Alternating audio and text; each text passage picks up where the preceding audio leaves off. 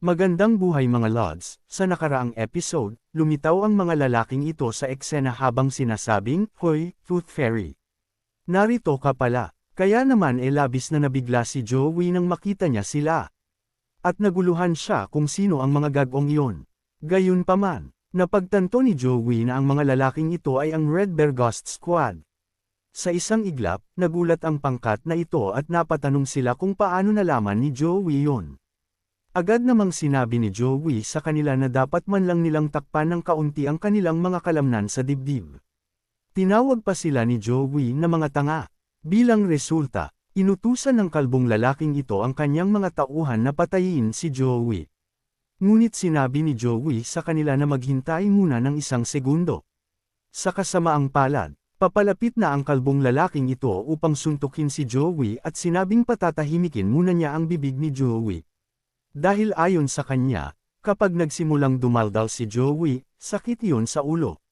Teka, ano bang problema ninyong lahat? Ano bang nangyayari? Nag-aalalang wika ni Joey. Ngunit hindi siya pinakinggan ng lalaking ito. Kaya umatake rin si Joey gamit ang kanyang kamao at ang nakakagulat. Nagbanggaan ang kanilang malalakas na kamao. Sa kabilang banda, nagngit-ngit sa galit ang kalbong lalaking ito habang sinasabing, "Aba, tingnan mo nga naman siya." Kaya pala ng munting gagong ito na ipagtanggol ang sarili niya. Bukod pa rito, ayon sa kalbong lalaking ito, ang mga lintik na matutuwid na sekta na iyon ay grupo ng mga masusungit na gaguo. Sa kasalukuyang panahon, galit na galit din si Joey at habang pinagmumura niya sila. Hindi rin siya makapaniwala na ang lahat ng kaguluhang iyon ay dahil lamang gusto nilang paslangin siya. Bilang karagdagan, tinanong din sila ni Joey kung ilan ba talaga sila. Tinanong pa nga ni Joey kung talaga bang tinatawag nila ang kanilang mga sarili na mga lalaki. Bukod pa rito, ayon kay Joey, wala na siyang ibang inaasahan mula sa mga gagong tulisan. Ang pagtulungan siya nang hindi man lang muna nagtatanong. Kaya sinabi ni Joey sa kanila na tigilan ang kalokohan at sabihin sa kanya kung ano ang gusto nila. Ngunit sa hindi inaasahang pagkakataon, may isang taong biglang lumitaw sa eksena at nagsabing, "Tama na." Kaya naman biglang natigilan si Joey, nang makita niya ang pinuno ng Red Bear Ghost Squad. Gayunpaman, sinabi ng pinunong ito kay Joey na nagkita na naman silang muli. Tinanong din niya si Joey kung ano ang ibig sabihin ng ekspresyong iyon. Samantala, sinabi ni Joey sa kanya na ang lakas pa rin ng loob niya, kaya ibibigay niya sa kanya iyon. Bukod pa rito, ayon kay Joey, ang Shaanxi ay puno ng mga mandirigma ng matutuwid na sekta sa mismong sandaling iyon. Agad namang sumagot ang lalaking ito kay Joey na ang lugar na kinaroroonan nila ay mahigit 40 kilometro ang layo mula sa Mount Hua, kung saan nagtitipon ang lahat ng mga mandirigma ng angkan. Gaano man kalakas ang pagsigaw ni Joey para humingi ng tulong, walang makakarinig sa kanya. Sa isip ni Joey, kahanga-hanga iyon. Napakatanga ng mga tulisan na iyon. Namangha siya. Pagkatapos ay sinabi ni Joey sa kanila na minsan o dalawang beses pa lamang siyang umalis sa Anhui kaya, tinanong niya sila kung hindi ba sila lamang ang may dahilan upang saktan siya. At saka, tinanong sila ni Joey kung hindi ba nila nakikita na siya ay isang marangal na panauhin ng angkan ng Namgang at may-ari ng token na iyon. Ngunit napatanong ang lalaking ito kung ano iyon. Kaya naman sinabi ni Joey sa kanya na alang-alang sa Diyos, dapat silang mag-isip para sa kanilang sarili na kung may mangyari sa kanya. Tinanong niya sila kung talagang iniisip ba nilang mananatiling tahimik lamang ang Namgang na parang walang nangyari. Sa kabila ng mga sinabi ni Joey, sinabi lamang ng lalaking ito sa kanya na kung pagpipirisuhin niya si Joey at ikakalat ang kanyang mga pira-pirasong katawan sa mga bundok, naniniwala siyang magpapakasaya ang mga hayop sa isang masarap na piging. Samantala, sa isip ni Joey, mga lintik na bastardo ng marahas na masamang sekta. Nagtaka si Joey kung paano nila nasasabi ang mga ganoong bagay ng napakagaan. Sa puntong ito, tinanong ni Joey ang lalaking ito kung talaga bang iniisip niyang may mareresolba ang pagpaslang sa kanya. Bukod pa rito, ayon kay Joey, hulaan niya na lahat iyon ay dahil sa paglipat ng kanilang pinuno sa angkan ng Namgang. Ngunit sa mga barbar-ikong paraang iyon, wala siyang masusolusyunan ni isang bagay. Sa kabilang banda, tinanong ng kalbong lalaking ito ang kanyang pinuno kung hahayaan ba niyang magpatuloy si Joey sa pagdaldaw. Sinabi rin niya sa kanyang pinuno na hindi sila dapat madala sa kanyang mga salita. Bigla na lamang, naghagis si Joey ng ilang pilak na barya patungo sa kalbong lalaking ito. At ang nakakagulat, agad na pinulot ng kalbong lalaking ito ang pilak na baryang inihagis ni Joey. Kaya sa isip ni Joey, iyon ang hangganan ng mga taong ang utak ay puno ng pagnanasa sa pera. Subalit galit na galit ang lalaking ito, kaya sinabi niya kay Joey na tigilan na ang kalokohan. Kaagad, naghagis na naman si Joey ng isa pang pilak na barya para sa lalaking ito. Bilang resulta, pinagalitan sila ng kanilang pinuno at tinawag pa silang mga gago. Tinanong pa niya sila kung talaga bang matatawag pa nila ang kanilang sarili na ipinagmamalaking Red Bear Ghost Squad pagkatapos noon. Kaya naman para sa pinuno ng pangkat, naghanda si Joey ng isang gintong barya para sa kanya. Bilang resulta, nagulantang ang pinunong ito habang tumutulpo ang kanyang laway na parang asong ulol nang makita niya ang gintong wonbo. At sa isip niya, naglakas loob si Joey na isipin na ihagis ang bagay na iyon sa kanya, ang pinuno ng Red Bear Ghost Squad na siyang pinakamabangis na tulisan sa kabundukan. Gayunpaman, gusto niya iyon. Kasunod nito, inihagis ni Joey ang gintong barya sa kanya. Kaya naman agad itong sinalo ng lalaking ito. Pagkatapos nun, tinanong ng pinunong ito ng pangkat si Joey kung ano ang gusto niya. Agad namang sumagot at sinabi ni Joey sa kanila na ibibigay niya ang lahat ng baryang mayroon siya, basta pakawalan lamang siya.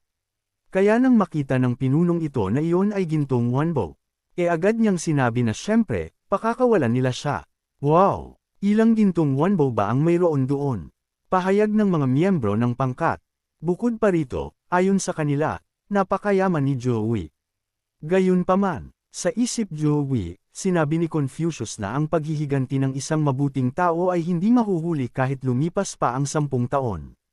Ngunit ayon kay Joey, 3 araw pa lamang mula nang Latin niya ang Confucianism, ngunit ang maalala ang mga turo nito sa mismong sandaling iyon, sa tingin ni Joey na hindi niya kailanman maaasahan kung ano ang naghihintay sa kanyang buhay. Bigla na lamang, isang espiritu mula sa kwintas na Jade ang biglang nagsalita at tinanong si Joey kung iyon ba talaga ang iniisip niya.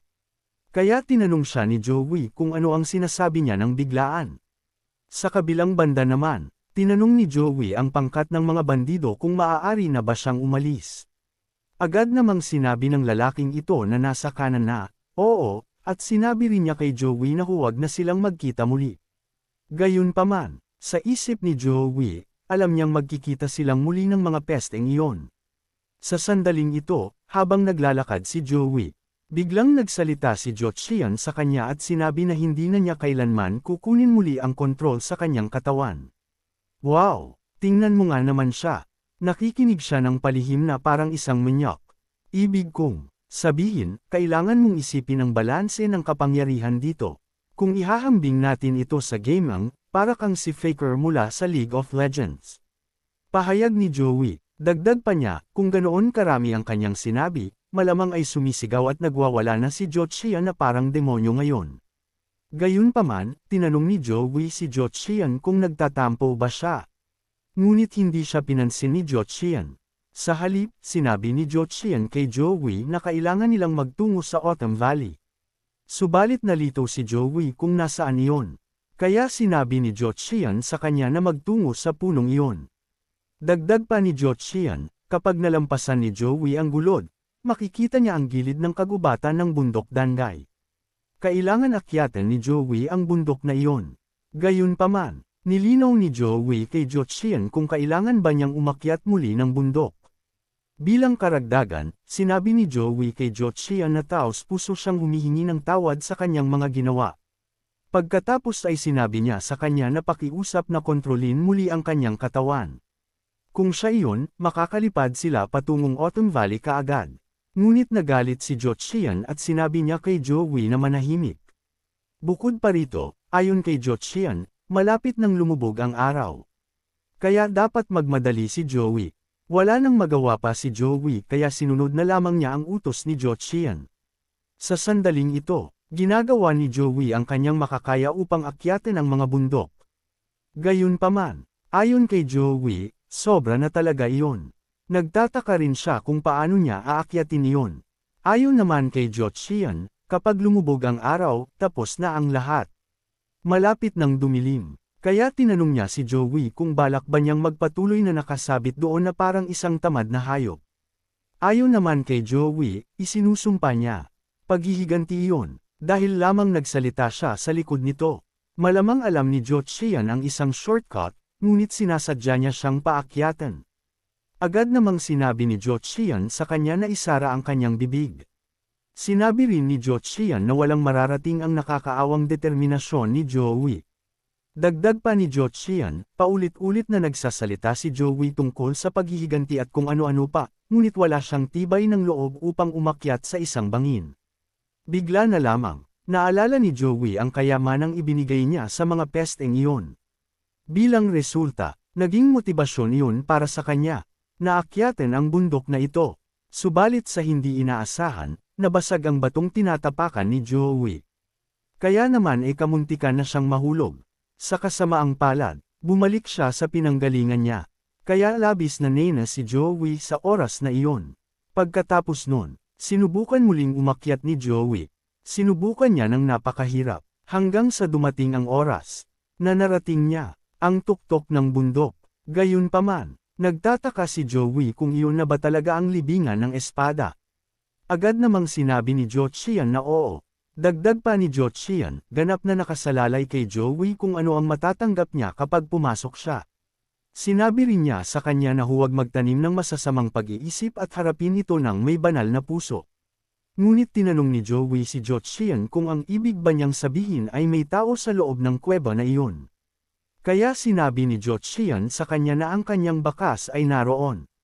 Bukod pa rito, ayon kay Jochian, ang mga bagay na natuklasan ni Joey sa libingan ng espada ay hindi mabilang na marka ng espada. Ang mga markang iyon ang tunay na diwa ng libingan ng espada. Ngunit sinabi ni Joey kay Jochian na isa lamang siyang ordinaryong tao na wala namang alam tungkol sa martial arts. Pagkatapos ay tinanong niya ito kung sa tingin ba nito ay magiging isang master siya sa pamamagitan lamang ng pagtingin sa isang bungkus ng mga marka ng espada. Agad namang sinabi ni Jochian kay Joey na masamang pag-iisip iyon. Ayon kay Jochian, kahit siya ay hindi alam kung sino ang nag-iwan ng mga markang iyon. Sinabi niya kay Joey na huwag siyang husgahan ayon sa pamantayan ng tao. Kaya tinanong siya ni Joey kung iyon ba ay isang uri ng Diyos. Kaagad, sinabi ni Jochian na oo at ayon sa kanya, ang mga markang iyon ng espada ang tunay na pamana ng isang Diyos. Bagamat tinatawag si Jochian na Diyos ng espada, hindi niya kailanman naisip na kaya niyang talunin ang taong iyon. Dagdag pa ni Jochian, walang perpekto sa martial arts. Iyon ang pinaniwalaan niya hanggang noon. Ngunit ang espada ng taong iyon ay natatanging perpekto. Gayunpaman, nagtaka si Jochian kung paano ang isang taong isinilang bilang anak ng tao ay naging mismong kahulugan ng pagiging perpekto. Samantala, tinanong ni Joey si Jochian kung gaano siya kadakila. Ngunit ang nakakagulat, biglang natigilan si Joey at hindi siya makapaniwala kung paano iyon naging posible. Sa puntong ito, gulat na tinanong ni Jochian si Joey kung nababasa niya ba ang mga sinaunang script na iyon. Dagdag pa niya, kinopya niya ang mga karakter at ipinakita ang mga ito sa hindi mabilang na mga iskolar, ngunit ni isa sa kanila ay hindi nakaintindi ng mga ito. Ayon naman kay Joey, tungkol doon. Ang taong iyon ay kinalkula ang lahat ng estilo ng espada sa gitnang kapatagan gamit ang pisika. Hinati ang panloob na kay upang makamit ang isang pare-parehong bilis ng libreng pagkahulog. Dagdag pa ni Joey, mayroong kahit isang formula na kinakalkula ang halaga ng gravity batay sa bigat ng talam. Kaya sa puntong ito, napagtanto ni Joey na ang sinumang nag-iwan ng mga markang iyon ay mula sa modernong mundo at isang Koreano sa gayon. Bilang resulta, talagang nasepresa si Jochian. Agad niyang tinanong si Joey kung sinasabi niya ba na ang taong nag-iwan ng mga markang iyon ay mula sa kanyang orihinal na mundo. Agad din namang sumagot si Joey ng oo. Sa kabilang banda, tinanong ni Joey si Jochian kung kailan pa natuklasan ang kuwebang iyon. Ayon kay Jochian, ito ay hindi bababa sa 1,000 taon. Gayunpaman, ayon kay Joey, para sa isang tao na sanayin ang kanyang espada sa antas na iyon. Napatanong si Joey kung hindi ba normal na maalala siya sa kasaysayan sa pamamagitan lamang ng kanyang mga bakas. Sinabi naman ni Jochian na napaisip din siya tungkol doon. Dagdag pa niya, ang huling mga marka ng espada ng nilalang na iyon ay hindi nagawa ng isang tao. Ang isang eskrimidor ng ganoong kalibre na hindi manatili sa kasaysayan ng Jiangho ay isang hindi likas na bagay. Gayunpaman, tila naguluhan si Joey tungkol sa huling mga marka ng espada. Kaya naman, tinanong siya ni Jochian kung hindi ba niya alam na kakaiba ang itsura ng heograpiya ng Autumn Valley. Sumagot si Joey at sinabing sa sandaling iyon na iniisip niya ito, totoo iyon. Dagdag pa niya, ang mga normal na lambak ay malikot, ngunit ang isang iyon ay may ilang tuwid na landas. Alinsunod kay Jochian, ang Autumn Valley ay ang huling solong marka ng espada ng nilalang na iyon. Dahil doon, talagang nagulantang si Joey. Ayon pa sa kanya, nakakabaliw ang kalaliman nito, 4 na kilometro ang haba ng lambak.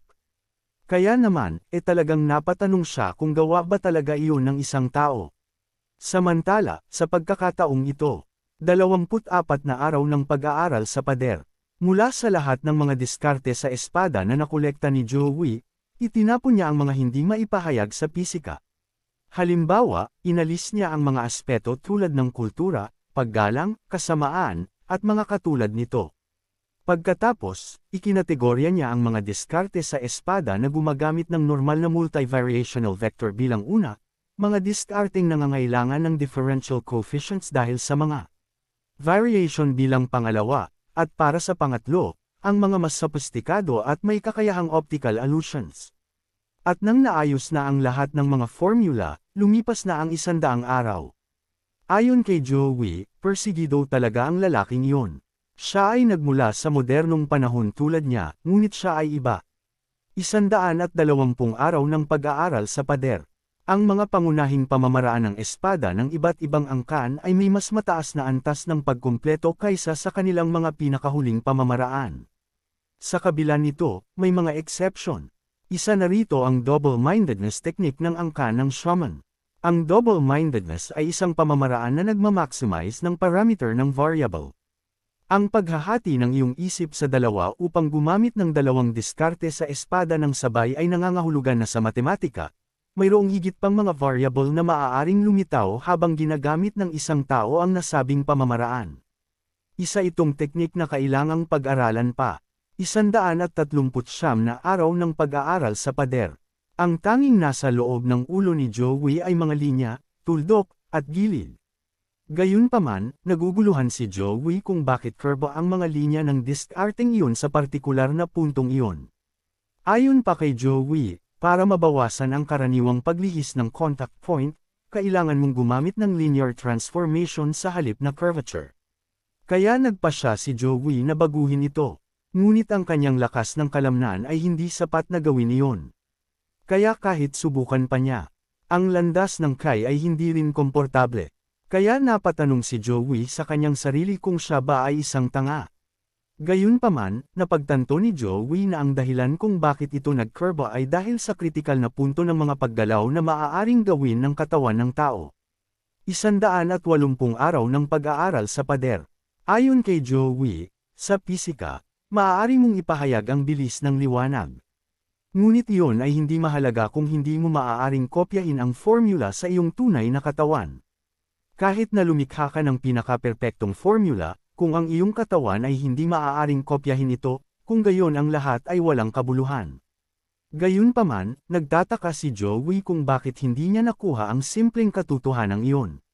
Sa huli, dapat sanayin muna ni Joey ang kanyang katawan. Nauuna ang paggawa ng pangangatawan na kayang gayahin ang formula. 487 araw ng pag-aaral sa pader. Muling napagtanto ni Joey kung gaano karupok ang katawan ng tao. Pinalitan ni Joey ang isang kathang-isip na tuldok na gumagalaw sa pader at sinubukan kung ilang ulit ang kailangan niya upang tumpak na masaksak ang nasabing tuldok. 720,642,020 beses. Inabot si Joey ng 2 taon upang magaya ang isang simpleng galaw ng vector na nag-uugnay sa punto A at punto B.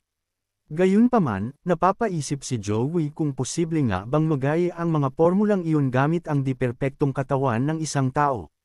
Ayon pa kay Joey, hindi iyon isang bagay na maaaring makamit sa pamamagitan lamang ng simpleng pisikal na pagsasanay. Kaya kailangan ni Joey ng ibang paraan. Sa pagkakataong ito, lubos na namangha si Joey. Gayunpaman, napapaisip siya kung tao nga ba talaga ang lalaking iyon. Hanggang dito muna sa ngayon. Maraming salamat sa panunood. Sana ay nag-enjoy kayo. Kung nais mong magkaroon ng isa pang bahagi ng recap na ito, huwag kalimutan e-like ang videong ito at huwag ding kalimutan na magkomento, mag-share, at mag-subscribe sa aking channel para sa marami pang content tulad nito. Hanggang sa susunod.